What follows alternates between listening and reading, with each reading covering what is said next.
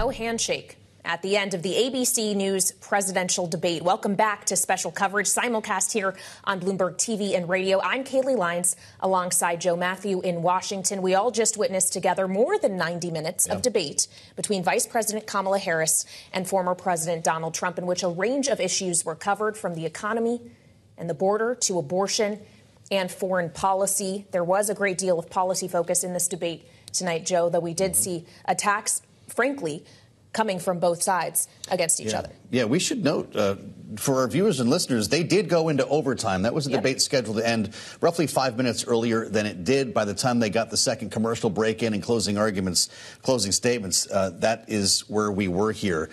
So more than a 90-minute romp here, no audience, and a range of issues. To your point, Kaylee, I think we can argue that Kamala Harris had Donald Trump on the defense from the start, got into the economy, moved into abortion. I think an issue we can agree is favorable to her. And remarkable to see, in this case, ABC News fact-checking live on a number of important issues, which we have not seen by a lot of networks so far. Yeah, that included the issue of abortion. Donald Trump claiming that Democrats were supporting, including Vice Presidential nominee Tim Walz, 9-month abortion bans or execution after birth. ABC did fact-check that. There is no state in which that is legal. We also got a fact-check on something being propagated in certain circles regarding this town of Springfield and the idea that migrants are eating dogs. They did reach out to the city manager. ABC did. No credible reports of pets being taken. We also saw a number of other fact checks as well from ABC. It is worth pointing out, though, that there were a number of things that we heard from both, frankly, that we did want to check as well. We heard once again Donald Trump making comments around the border, the idea that migrants and criminals are being sent in directly to Kamala Harris. Of course, we've heard similar rhetoric before. And Kamala Harris herself, one I wanted to point out, she said no member of the active duty military is currently in a combat zone. We would point out just last month, the U.S. together with Iraq launched a joint raid targeting the Islamic State. 7 American troops were hurt. And of course, we saw 3 soldiers killed in Jordan near the Syrian border earlier this year. There were a few more where that came from. Donald Trump said Kamala Harris has a plan to defund the police, which she refuted repeatedly over the course of this conversation. And she said he said that she has a plan to confiscate everybody's gun. Interesting, Kaylee, Kamala Harris telling the audience tonight, American voters, that she, as well as Tim Walz, are gun owners, which is not something we hear too often. Yeah, and that was something that was raised in her primary campaign in 2019. But, of course, this is a different campaign now. She was pressed during this debate about some different policy tunes she is singing now compared to that. The issue of fracking, for example, which she addressed directly, given this debate took place in Philadelphia, Pennsylvania, a critical swing state, made it clear that she does not support a ban on fracking. That's right. David Gura for Bloomberg is standing by in the spin room. We're going to connect with him in a moment, as the next phase of this operation is the spin itself, Kaylee. Democrats and Republicans, acting as surrogates for both campaigns, are filling the spin room right now. Why don't we join David Gura? He is with Michael Whatley, the co-chair of the RNC, just moments after the conclusion of this debate. David? Thanks, Joe. Michael, good to see you. And I'd love to just start by getting your sense of how that went and sort of what stood out to you. I know that there was some focus on policy at the beginning and the end. What did the former president need to do, and sort of are you happy with how he comported himself during that debate? Yeah, look, the president needed to come out here and tell America what he is going to do to solve the problems that Americans are facing right now. Every American family is facing things like inflation, the invasion at the southern border, and frankly, our standing in the world. And he came out very clearly and said that he is going to stop the southern invasion at the border. He's going to seal the border. He said that he is going to stop inflationary spending, unleash American energy, and help bring down prices for every American family. And he said that he's going to ensure that America is strong enough to protect our interests at home and abroad, as well as our allies across the world. We feel very good that that's the message that he needed to deliver tonight. What did you make of the way he responded to what the vice president said repeatedly, which is it's not time to look back, it's time to look forward? Did he have, in your estimation, a good response to that? I think he did. Look, I mean, we want to look forward. This is all about what's going to happen after this election cycle. We're at a critical inflection point here right now in the history of this country. And are we going to be strong or are we going to be weak? Under Donald Trump, we are going to have a strong economy, a strong southern border, and a strong standing in the world. And under Kamala Harris, the exact opposite is true. We heard a lot from the vice president about her tax plan, for instance, about the benefits she hopes to give to small business owners. Was it by design that we didn't get a lot of specifics from the former president when it came to his tax plans, which we saw unveiled a couple of days ago at the New York Economic Club? Not at all. Look, President Trump has made it very clear he's going to extend the Trump tax cuts. He is going to make sure that we have no tax on tips, and he's going to have no tax on Social Security. What Kamala Harris has said is she is going to let the Trump tax cuts expire, which will be the largest tax increase on American families in the history of this country. So when she talks about the tax policies that she's rolled out there, she is going to unleash the largest tax increase on Americans and every American family. Let me ask you about what happens in the coming days, how we kind of move things forward from here. It's the James Carville line about, you're focusing on districts, not on swing states themselves. What does the campaign need to do in the coming days? Again, we're just, less than 2 months now until the election itself. How does this translate into momentum going forward as you see it? Well, I think what we're going to do is continue to go out there and talk directly to the American voters. That's what Donald Trump did tonight, was he delivered a message. He was not there to talk about any particular rebuttals to Kamala Harris, but he wanted to talk directly to the American voters about the issues that they care about. We're going to continue to do that for the next 55 days. Michael, let me ask you lastly about if there will be any more debates. Having watched this one, do you think there needs to be more? Are you in favor of there being more debates between these two candidates? I would love to have more debates. I think that it's a good opportunity for us to have Kamala Harris try and explain her positions. What we saw today, she's going to double down on every single one of the failed policies that she's championed over the course of her last 4 years in the White House, as well as her terms in the Senate. Donald Trump is going to continue to talk directly to the American voters about his vision for making America great again. And any opportunity we have to do that, we want to take. Michael, thank you very much. Appreciate it. Absolutely. Michael Whatley, he's the chair of the Republican National Committee. Back to you in Washington, Joe and Kayleigh.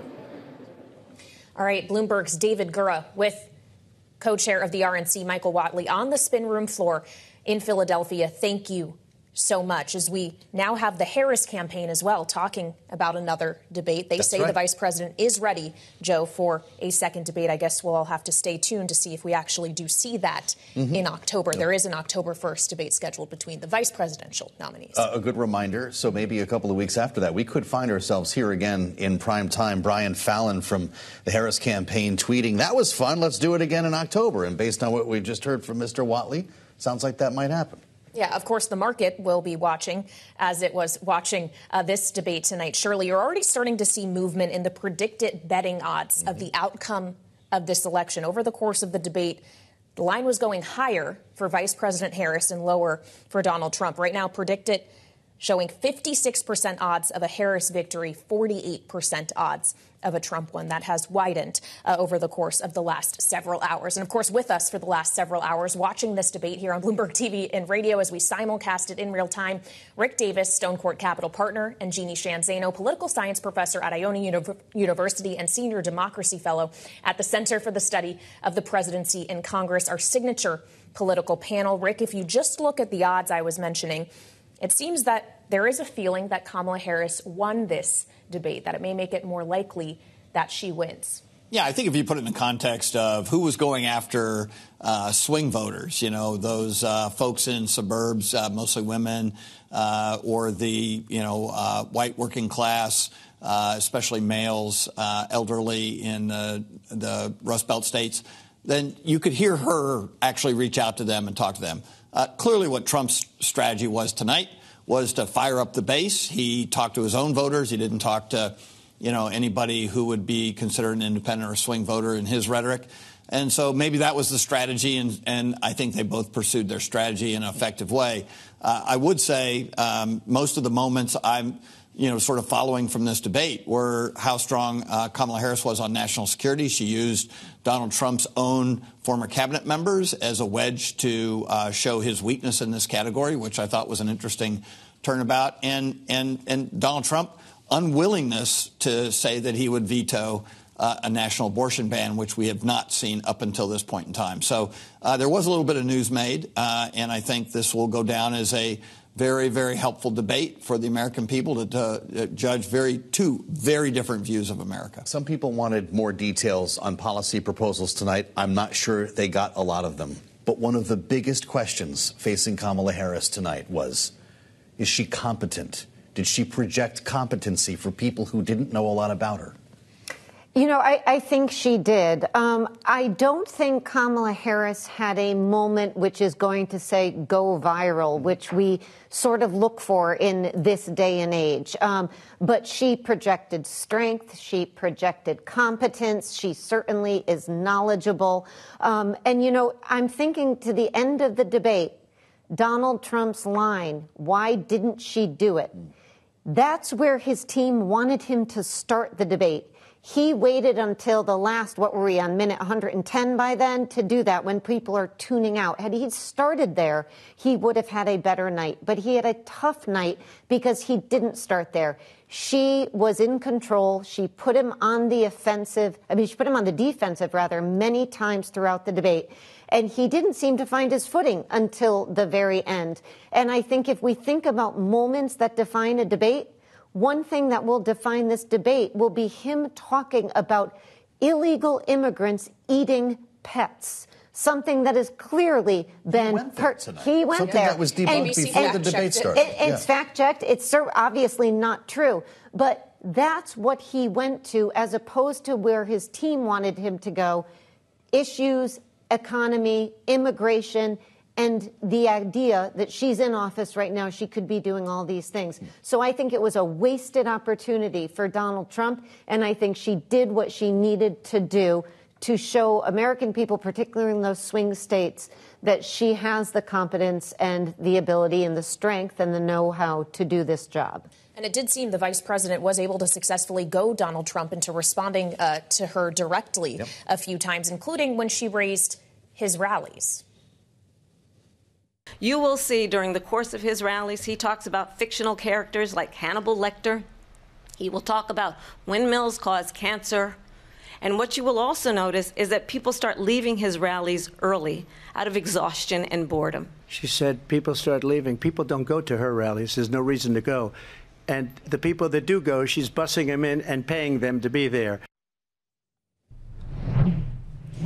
Rick, did Donald Trump have to do too much defending and responding tonight? Well, she trolled him well on that one, and frankly, many others. I mean, he did take the bait repeatedly, which actually is the opposite of what he typically does. Usually he's the one trolling and hoping that his opponent takes the bait. So there was a little bit of turnabout as fair play tonight on the behalf of Kamala Harris. But I would say that I think people will take away from this two different visions, right? I mean, you can parse the fact that there aren't very many hardcore policy discussions that were today. But we had a very dark dystopian point of view from Donald Trump on the future of the world and America's place in it, to the point where he even said in the close that, you know, we were headed toward a World War III and nuclear weapons, right? And yet on the other side of that, you had a candidate in Kamala Harris who kept talking about the future and didn't want to go back. And it's in her advantage to not do that. But she did an effective job of painting a completely different, much more moderate and rosy picture of the future of our country. And so if people are looking at sort of the simple aspects of, you know, what is it that we believe the current condition of our country is and where we think it's going to head, they had plenty to choose from. A very, very stark contrast between the two candidates tonight. Interesting face-off on geopolitics when it came to the matter of Ukraine, when it came to the matter of Israel. Donald Trump said Israel will not exist in 2 years if Kamala Harris is elected president. Harris said that Vladimir Putin would be sitting in Kyiv right now if Trump were president. Are either true?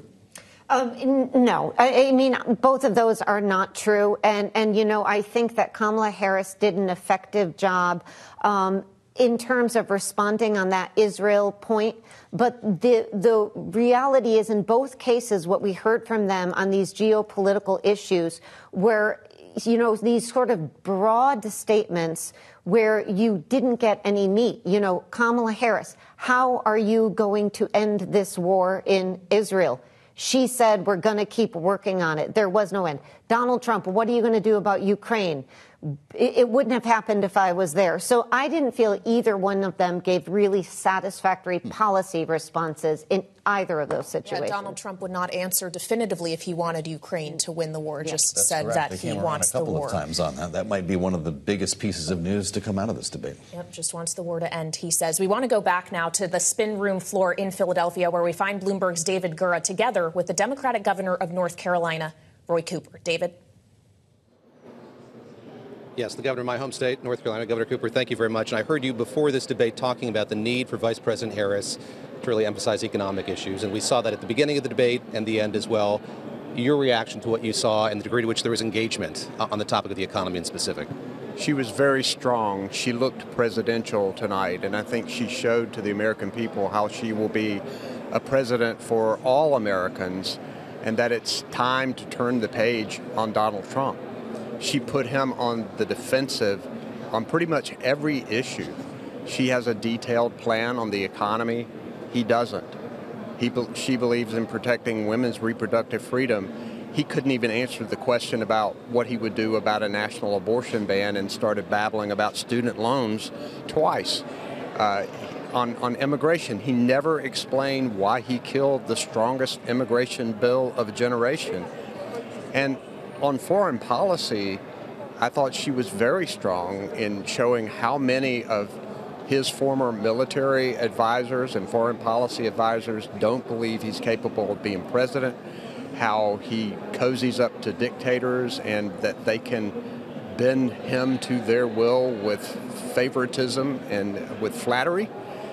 And I believe that this is a debate tonight where Kamala Harris showed that she has the mettle to serve as commander-in-chief and to lead this country. Governor, she's going to go to North Carolina in a couple of days. She'll be in Charlotte and Greensboro. She's been to the state many times, as you know. You've been with her for most of those visits. What does she need to carry over from what we saw on stage tonight to North Carolina? As you talk to your constituents, what are they most eager to hear from her when she goes there to campaign? This will be her 18th visit to North Carolina as vice president. We're going to try to reach people who haven't been involved in politics and really haven't bothered voting. I think she is causing excitement in those people.